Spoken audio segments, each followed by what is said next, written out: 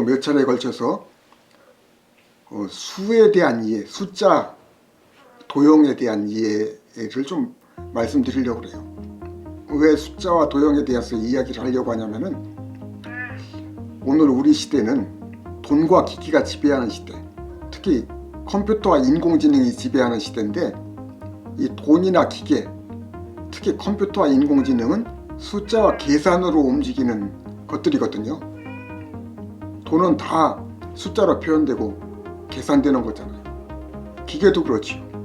기계의 힘과 운동과 작용은 다 숫자로 표현돼요.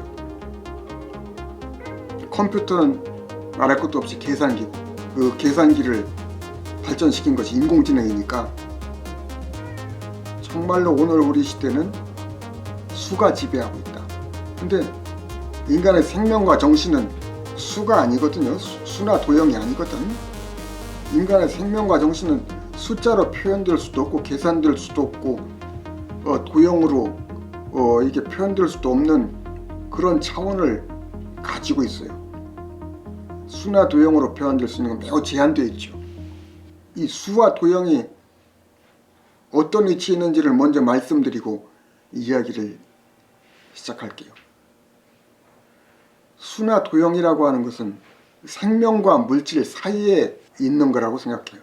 생명이 물질 안에서 나와서 물질을 초월한 거라고 했잖아요. 근데 그 생명이 물질을 이해하고 파악하고 이용하고 통제하기 위해서 지능이라는 걸 발전시켰어요. 지능이 맑아져서 지성이 되고 이성이 되었죠. 이성에서 나온 것이 수와 도형이에요. 그래서 로고스라는 말은 아주 1차적으로는 수를 센다는 말이라고 그래요. 로고스라는 말은 이성이라는 말, 법칙이라는 이성, 법칙, 말, 그런 뜻을 담은 말인데, 아주 1차적으로 기본적으로는 수를 헤아린다. 수와 관련된 말이죠. 생각해보면 수라고 하는 것이 가장 논리적이고 또 계산적이고, 이성의 가장 초보적인 1차적인 산물이고 작용이라고 볼 수 있어요. 그러니까 이 수는 물질도 아니고 생명도 아니에요. 지능이나 지성이나 이성은 생명의지와 생명욕구의 심부름꾼이야. 생명의지와 욕구를 효율적으로 실현하기 위해서, 충족시키기 위해서 지능이라는 꾀를 만들어낸 거예요. 지능이라는 심부름꾼, 꾀돌이를 만들어낸 거죠. 이 지능이 발전해서 지성이 되고 이성이 된 거니까, 이성도 기본적으로는 생명의 심부름꾼이다.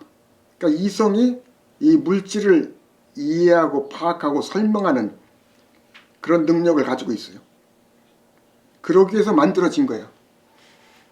그러기 위해서 생명이 이성을 만들어낸 거죠. 그러나 이성과 숫자와 도형은 물질은 아니에요. 숫자를 아무리 변환시켜도, 도형을 아무리 변환시켜도 물질이 되지는 못해. 또 생명이 되지도 못해. 생명과 물질 사이 그 중간에 관념의 세계에 있는, 그림자처럼 있는, 아주 평면적인 화면의 그림자처럼 이렇게 있는 것이 숫자고 도형이라고 생각해요. 이건 실제가 아니죠. 수나 도형을 이렇게 생각하고 나서 수에 대해서 서양 사람과 동양 사람들이 어떻게 이해를 했나, 그리고 또 앞으로 어떻게 이해를 할까, 이런 걸 좀 생각해 볼 필요가 있을 거라고 생각합니다.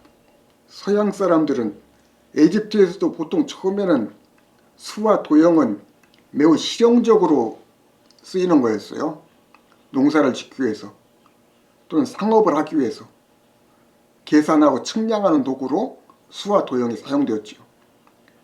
근데 그리스 사람들은 폴리스 국가공동체를 만들고 노예를 많이 거느렸어요. 노예를 많이 거느리다 보니까 실용적이고 실무적인 일은 다 노예들이 했어. 상업적인 계산도, 농사짓기 위한 측정도 다 노예들이 했어요. 그래서 자유시민들은 그런 건 할 필요가 없었어요. 이 사람들은 숫자와 도형을 가지고 실용적인 것을 벗어나서 숫자와 도형 자체를 연구했어. 순수하게 수와 도형이 어떤 성격과 어떤 원리를 가지고 있는지, 그걸 탐구했어요. 그러니까 순수 수학을 발전시킨 거죠. 순수 기하학을 발전시켰어요.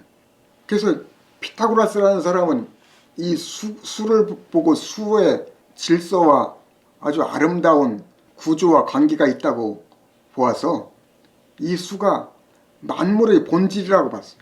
만물의 실체는 수라고 봤어요. 별들도 또는 모든 사물들도 또는 음악, 소리들도 이 수로 구성되어 있다고 봤어요. 수와 수의 관계로 이루어졌다고 봤죠. 피타고라스의 가장 유명한 수학적 원리가 피타고라스의 정리잖아요. 피타고라스의 정리라고 하는 것은 빗변의 삼각형에서 직각삼각형에서 빗변의 제곱은 다른 두 변의 각각의 제곱의 합과 같다는 거예요. 그런데 피타고라스를 제일 유명하게 해준 이 피타고라스의 정리가 놀랍게도 피타고라스의 철학을 부정하고 파괴하는 곳이라 했어요. 피타고라스에 의하면 모든 음악이나 모든 사물들은 질서 있고 조화로운 수로 이루어졌는데 그 수는 정수라고 봤거든요. 아주 1, 2, 3, 4, 5, 6, 7, 8, 9 하는 그런 숫자들의 관계로 이루어졌다고 봤는데, 그래서 계산할 수 없는 수, 나눠질 수 없는 수, 이런 수는 좋은 수가 아니라고 봤어요. 그런 수는 없다고 봤어. 근데 피타고라스 정리에 의하면 만일에 직각삼각형에서 빗변을 모른다고 하고 다른 두 변을 각각 1이라고 하면은 이게 성립되려면은 빗변의 길이는 루트 2가 돼야 되거든. 루트 2. 근데 루트 2는 정수로 표현할 길이 없어요. 정수가 아니야. 정수가 될 수가 없어. 무리수지. 계산될 수도 없고 어떻게 수로 확정할 수가 없어. 결국 수 가지고는 우주를 다 설명할 수 없다고 하는 것을 알게 된 거죠. 근데 플라톤이라고 하는 사람은 피타고라스의 이 수학 이론을 받아들여 가지고 수와 도형에서 이데아의 철학을 발전시켰어요. 플라톤도 수학을 매우 존중해서 플라톤이 세운 아카데미라고 하는 학교 정문에 수학을 모르는 사람은 들어오지 말라고 이렇게 써붙였대요. 그러니까 수학을 매우 중시한 사람이지. 그러니까 이 플라톤도 피타고라스처럼 수의 세계, 도형의 세계, 이성의 관념의 세계, 이것이 실제라고 봤어. 그래서 이데아는 이성이 봤다는 말이거든요. 본다는 말이야. 이성이 본 거, 기하학적 도형과 비슷하게 이성이 본 거지요. 이 이데아가 물질의 세계보다 더 진정한 실제고 실체라고 봤어. 이게 진짜 존재하는 거고, 자연 물질의 세계는 그림자 세계다. 실제가 아니다 봤어. 거꾸로 본 거지. 이 그리스 사람들의 큰 공헌은 수와 도형을 수와 도형 자체로 순수하게 연구한 거예요. 그래서 수학을 발전시켰어. 과학을 발전시켰어요. 이런 연구 끝에 컴퓨터가 나오고 인공지능이 나온 거예요. 이것이 이 사람들의 큰 기여입니다. 그러나 이 사람들이 잘못한 것은 이 수학의 세계, 기하학적 도형의 세계, 이데아의 세계가 인간의 생명이나 물질보다 더 진정한 실제라고 보는 거. 잘못된 철학이죠. 처음에 제가 말씀드린 것처럼 지능과 지성과 이성이 만들어낸 수와 도형은 관념적인 그림자예요. 생명의 세계에 닿을 수도 없고 물질의 세계에 닿을 수도 없어. 그냥 이성의 평면적인 화면에 투사된 그림자에 지나지 않아. 오늘까지도 수학과 자연과학의 바탕을 둔 서양의 철학과 학문은 수학적인 이 진리,